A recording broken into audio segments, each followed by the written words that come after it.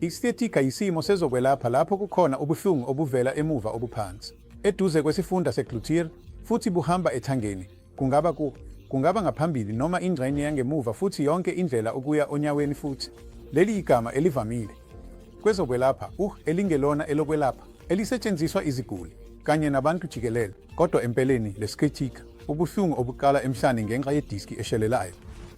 Ngakho-ke lokhu kuyikhewu ngoba ikakhulukazi ngenxa ye-disc protrusion futhi ngezinye izikhathi kungenzeka ngenxa yokucasuka okuqondile kwe-sciatic nerve bokuhlala njalo endaweni eqinile, noma ngezinye izikhathi izimila ze-sciatic nerve noma izifo zegciwane ze-sciatic nerve noma i-lumbosacral plexus.